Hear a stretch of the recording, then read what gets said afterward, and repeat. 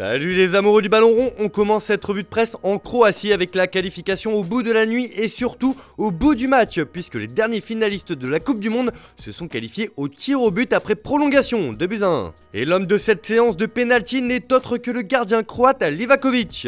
Et comme le placard 24 Sata ce matin, Livi, nous sommes vivants grâce à toi. Le portier a participé au drame royal des Vatreni. Cette qualification pour les quarts de finale fait aussi les gros titres de Glass Lavonij qui estime que Livakovic a mené le feu parmi l'élite.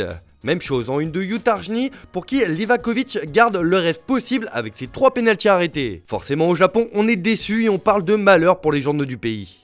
L'autre match de la veille concerne le pays de la samba, le Brésil, qui s'est baladé face à la Corée du Sud avec 4-1. Et la Seleção a fait le boulot en première période avec 4 buteurs différents. Une victoire qui régale le pays comme Jogo Extra qui titre que ses joueurs sont les rois de la danse. Dans un match avec des hommages appelés, le Brésil a écrasé la Corée du Sud et affrontera donc la Croatie. De son côté, le quotidien Odia exhorte le pays à danser alors que le Haut Estado de Sao Paulo s'en amuse et indique qu'au bal coréen, même Tite a dansé. Sinon, ce que retient le journal argentin Clarín, c'est le retour de Neymar en tant que titulaire après sa grosse blessure à la cheville.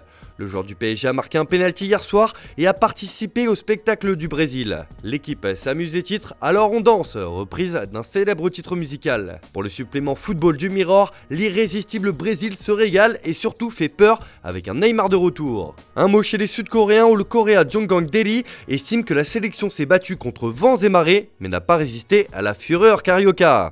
Et aujourd'hui, les huitièmes de finale vont livrer leur verdict et au programme, nous avons un alléchant Portugal-Suisse. Et après les polémiques concernant Cristiano Ronaldo, largement repris de volée par son sélectionneur Fernando Santos, qui n'a pas apprécié le comportement de CR7 contre la Corée lors du dernier match de poule. Alors pour Ojogo, gagner est le meilleur remède. Et les quotidiens portugais veulent voir le meilleur de Cristiano Ronaldo. Il est temps d'assumer le rôle de leader et mettre son ego de côté. C'est ce que relève Abola car l'attaquant a les oreilles qui chauffent à force de voir autant de critiques s'abattre sur lui. Pour Record, c'est 10 guerriers plus un crack. CR7 est donc attendu au tournant par tout un pays. Autre huitième de finale aujourd'hui, c'est le choc entre l'Espagne et le Maroc à 16h. La Roja a de grandes ambitions pour cette compétition, mais devra passer par le piège marocain. Alors forcément, ce matin, les journaux sportifs du pays demandent à leur équipe de ne pas se prendre la tête. C'est le cas de As qui placarde « Jouer et passer ».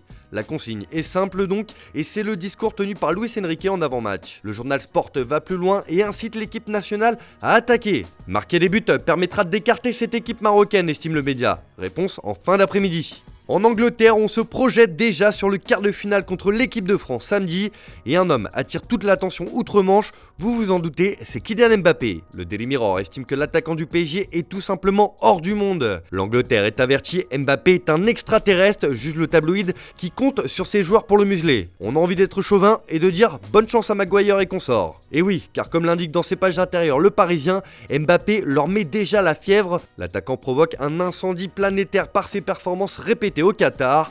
Les Anglais le craignent, alors en France on joue là-dessus, comme la Provence qui parle carrément de planète Mbappé sur sa une. Mais en attendant, l'avenir du génie français fait toujours autant débat, et comme l'annonce As dans ses pages intérieures, le Real Madrid ne changera pas ses plans le concernant.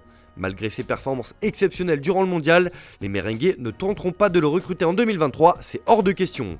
C'est la fierté madrilène qui est en jeu. Les prochains gros coups de la Casablanca se nomment Jude Bellingham l'été prochain et Erling Haaland en 2024. Allez, on termine ce tour de la presse en Allemagne où après le désastre de la Nationalmannschaft à la Coupe du Monde, la fédération prend des mesures. Comme l'annonce Bild sur sa une ce matin, Bierhoff est parti. Passé de manager de la sélection nationale à directeur général de la fédération allemande, Oliver Bierhoff a vu son contrat être rompu. Et cela fait également les gros titres de Waze qui évoquent une mise à l'écart. Bref, l'Allemagne tranche dans le vif et compte bien rebondir pour les prochaines compétitions internationales. Voilà, c'est tout pour aujourd'hui. Bonne journée à tous, merci de votre fidélité. On se retrouve en fin d'après-midi pour votre JT Foot Mercato.